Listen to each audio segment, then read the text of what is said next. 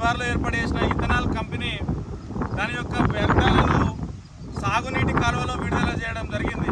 మరి ఈ సాగునీటి కాలువలో విడుదల చేయడంతో ఈ గుగ్గిళ్ళ నుంచి వెళ్ళి పెంచంకి ఎక్స్ రోడ్ మీదుగా దాచారం తోటపల్లి చెర్లకి ఈ నీటిని విడుదల చేయడం జరుగుతూ ఉన్నది.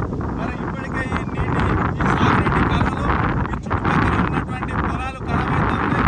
ఇక్కడ చుట్టుపక్కల రైతుల పశువులు కూడా ఇక్కడ నీరు తాగేది ఉంటుంది ఈ సాగునీటి కాలువలో. మరి ఇలా పశువులకు నీరు లేకుండా వీటిని ఈ కాలువలోకి వీటిని వ్యర్థాలను విడుదల చేయడం జరిగింది. మరి అట్నే ఇక్కడ ఉన్నటువంటి చెక్ డ్యామ్లలో ఉన్నటువంటి చేపలు కూడా మొత్తం చనిపోయినాయని ఇక్కడ ఉన్నటువంటి రైతులు చెప్తా ఉన్నారు. మరి అట్లే ఇవి తోటపల్లి చెరువులో పడితే చెరువులో ఆల్రెడీ ఈ వ్యర్థాలు చెరువు దగ్గర దాకా చేరుకునే చెరువులో పడ్డాయి. మరి తోటపల్లి చెరువులో ఉన్నటువంటి చేపలు కూడా మృతి చెందడం జరుగుతుంది. అట్లే ఈ సాగునీటి కాలువ ద్వారా పంటలకు నీరును పారించుకునేటువంటి పరిస్థితి లేదు. మరి ఇవాళ ఈ కాలువెంబడి కూడా తీవ్రమైనటువంటి దుర్వాసన వస్తూ ఉన్నది. ఇక్కడ కనీసం ఒక 5 నిమిషాలు కూడా నిలబడలేనటువంటి పరిస్థితి ఈ దుర్వాసనతోటి ఉన్నది, ఈ వ్యర్థాలు ఈ నీటితోటి ఉన్నది. మరి ఇక్కడ ఉన్నటువంటి ఇథనాల్ ఫ్యాక్టరీ దీనివల్ల ఇది విడుదల చేస్తే వాసనతోటి తీవ్రమైనటువంటి దుర్వాసనతోటి ప్రజలు చాలా ఇబ్బందులకు గురవుతూ ఉన్నారు. ఇప్పటికే అనేక మంది అనారోగ్యం పాలయ్యారు.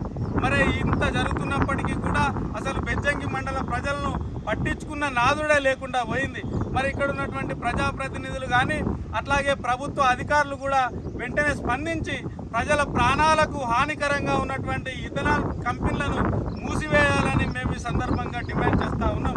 మరి ఈ వ్యర్థాలు పంట కాలువలకు తీసుకొచ్చి ఇక్కడ పశువులకు కానీ చేపలకు కానీ అట్లాగే మనుషులకు కూడా తీవ్రమైన హాని చేస్తున్నాయి. మరి వెంటనే ఇరిగేషన్ డిపార్ట్మెంట్ అధికారులు వెంటనే స్పందించి వీరిపై క్రిమినల్ చర్యలు తీసుకోవాలని మేము డిమాండ్ చేస్తూ ఉన్నాం. అట్నే ఈ కంపెనీని మూసివేయాలని, లేని పక్షంలో మేము పెద్ద ఎత్తున ప్రజలందరము కూడా కలిసి పెద్ద ఎత్తున నిరసన చేయడానికి కూడా సిద్ధమవుతా ఉన్నాం. మరి అతి త్వరలోనే ఇక్కడ దీన్ని ఎంఆర్ఓ ఆఫీస్ ముట్టడిస్తాం.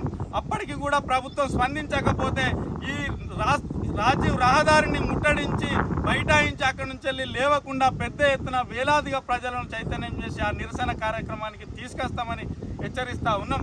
మరి ఈ సందర్భంగా మేము కూడా మండలంలో ఉన్నటువంటి ప్రజలకు విజ్ఞప్తి చేస్తూ ఉన్నాం. మరి ప్రజలారా, మనము వాసన పీల్చుకొని అనారోగ్య పాలై హాస్పిటల్లో పడతా ఉన్నాం. మరి ఎవరికి వాళ్ళు మేము ఏం చేయలేమనే నిస్సహాయ స్థితిలో నుంచి బయటికి రావాలని మేము విజ్ఞప్తి చేస్తున్నాం. మనం పోరాటం చేయాలి. ఈ పోరాటం ద్వారా ఈ కంపెనీ రద్దు అవుతుంది. ఖచ్చితంగా మన పోరాటం ద్వారా ఇది రద్దయ్యే అవకాశాలు 100% ఉన్నాయని